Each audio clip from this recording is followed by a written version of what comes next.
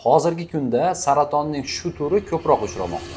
Assalomu alaykum, hurmatli do'stlar. Mening ismim Aliyev Rafik Alijonovich. Men 15 yildan ziyod Rossiyaning Moskva, Sankt-Peterburg, Krasnoyarsk shaharlarida malaka oshirib praktika qilib kelgan jarroh onkologman. Mening yo'nalishlarim bu qizil o'ngach raki, oshqozon raki, oshqozon osti bezi, jigar raklari, ichak raklari, to'g'ri ichak raklari va ko'krak qafasidagi молочная железа deb qo'yadi, молочная железа raki, qorin bo'shlig'i raklari bu buyrak raki, buyrakni ostidagi железа nadpochechnik deb qo'yadi, shuni raklarini lechit qilaman va ginekologik bo'yicha telo matki, rak sheyki matki va rak яичников deb qo'yadi, tuxumdonlar rakini jarrohlik va ximioterapiya va luchevoy terapiya yo'nalishlari bo'yicha davolab kelyapmiz. Demak do'stlar, bugungi temamiz ichak rakiga bag'ishlanadi. Yo'g'on ichak raki, to'g'riroq aytganda, chunki ichak o'zi 6 metrlik uzunlikka ega bo'lgan organ hisoblanadi, lekin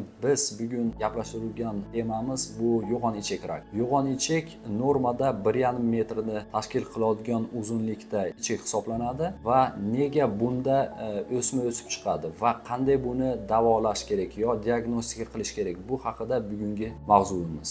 Yo'g'on ichak raki o'zi nima? Bu o'sma epiteliy sloy deb qo'yadi, epitelialniy sloy. Ichakni ichki qismida o'sib turgan o'sma hisoblanadi. Rak qanday bu belgilarga ega? Birinchi belgilari bu og'riqlik. Og'riqlar bo'lishi mumkin. Обязательно insonda ozg'inlik simptomlari bo'lishi mumkin. Yana bir simptomlaridan inson anemichni bo'lib ketadi. Bu degani analizlar topshirganda gemoglobinlari pastlashishi mumkin. Hojatxonada axlati qonlar bilan belgilanishi mumkin. Undan tashqari inson o'zini slabost sezishni boshlaydi-da, kuchi yo'qoladi, ariyadi, qorin bo'shlig'ida og'riqlar paydo bo'ladi. Shu belgilar ichakni kasalliklarining belgilari bo'lishi mumkin. Bundan tashqari hojatxonaga borganda qiylanish belgilari bo'lishi mumkin. Bu zapor deyiladi-da. 2-3 kun, 4 kun, 5 kun hojatxonaga bormasligi mumkin va borganida qonlar bilan aralash axlatlar chiqishi mumkin. Qanday qilib bu rak kishechnikani biz belgilab olamiz yo diagnostika qilib olamiz? Buni diagnostika yo'llari juda ham ko'p va qiyin. Buning uchun обязательно sizlar vrach shifokorlarga murojaat qilishinglar kerak, lekin hozir biz bir necha yo'nalishlarni aytib ketamiz.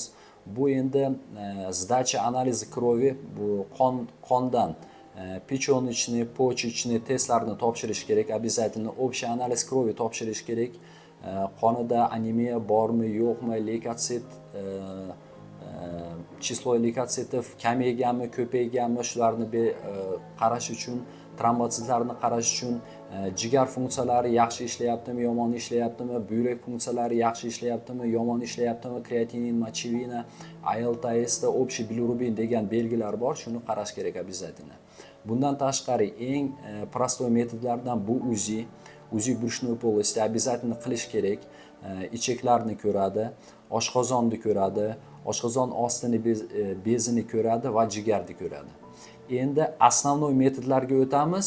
Bu metodlarda biz действительно bu o'sma ichakda bormi yo yo'qligini bilib olish uchun. Основной metodlardan bu kolonoskopiya hisoblanadi. Bu endoskopichskiy metod. Hammalar bu narsani eshitgansizlar. Zond yutish degani bor, lekin bu zondni orqa tarafidan kirgizib, полностью ichak qaralib chiqiladi. Boshda aytganimdek, kishechnik bu 1,5 metrlik uzunlikdagi bo'lgan ichak hisoblanadi va 1,5 metr полностью до ilецикального клапана deb qo'yadi. Shungacha ko'rish kerak обязательно. Shu kolonoskopiya bo'lgan vaqtida agar bir o'sma, polip ko'rinib qolsa, обязательно biopsiya olinadi. Bu endi biopsiyani yengil qo'l deb qo'yamiz. Yaxshi endoskopist bo'lsa 3-4, normada 5 hosilgacha olish kerak. Olgandan keyin обязательно bu bioptat deb qo'yadi. Bioptat histologический analizga yuboriladi va shunda qanday bu o'smaligini aniqlab belgilanadi. Bundan tashqari yana bir основной исследованияларdan biri bu kompyuterniy tomografiya с внутривенным контрастированием.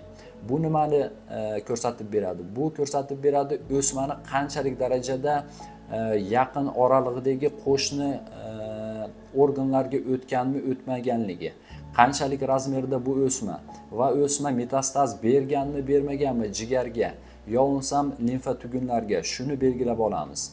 Agar to'g'ri ichakni olsak, biz обязательно MRT malovazi qilishimiz kerak, chunki bu MRT bilan biz ichakni hozirgi aytganimdek o'zini fassalni sloy deganlari bor.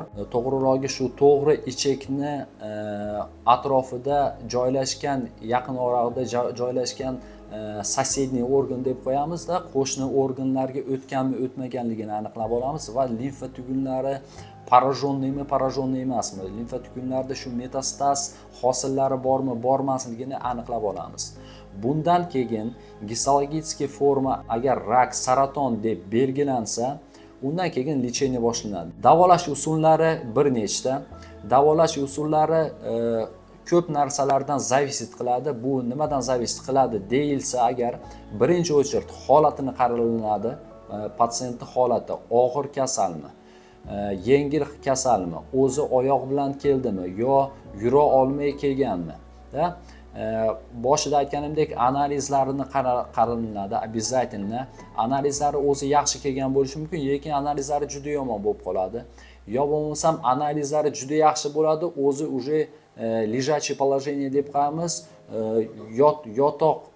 yotiq holatida kelib qoladi. Bunda endi biz operatsiya yo'llarini qila olmaymiz, yo bo'lmasam boshqa yo'llarni qarashimiz kerak обязательно. Yana bir narsa, bu eng asosiy momentlardan biri bu stadiya болезни deb qo'yamiz. Qaysi stadiyasida turibdi bu kasal patsientimizda? Ikkinchi stadiya, birinchi stadiya, uchinchi stadiya yo to'rtinchi уже bosqich.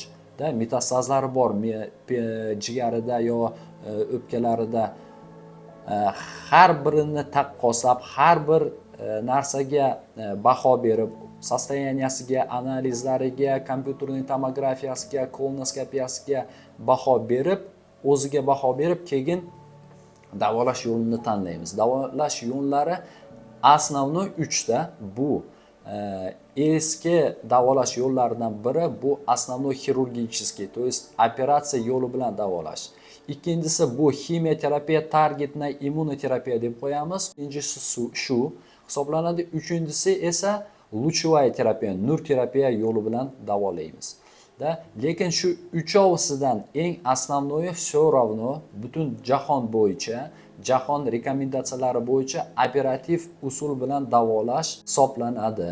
Endi agar aytsak, qachon biz operatsiya qilamiz? Qachon ximiya yo'llanishi bo'yicha ximiya target immunoterapiya qilamiz? Nur terapiya qilamiz? Qachon? Bu ham boshida aytganimdek stadiyasiga qaralinib, общий состоянияsiga qarab va qaysi yo'llari bilan patsientimiz yaxshi bo'lib ketishiga qarab turib keyin belgilanadi. Основной bu stadiya.